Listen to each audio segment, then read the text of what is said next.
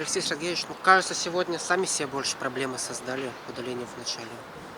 Ну да, немного нервный первый тайм, вместо того, чтобы забить там 2-3 мяча и спокойно продолжать играть, мы сами себе создали проблемы. Не обязательно совершенно удаление, вот это на ровном месте, я считаю. И нервная концовка первого тайма. Хорошо, вовремя очень забили гол второй. Ну, чуть-чуть успокоили игру таким образом, перевели на чужую половину поля. Ну, там в концовке дожали соперника. Ну, счет по игре считаю. Так что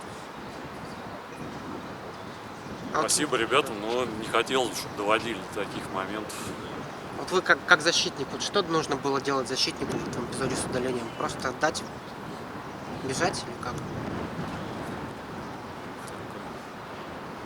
Доли секунд там на принятие решений, не знаю, Санек принял такой как бы вариант, ну, не знаю.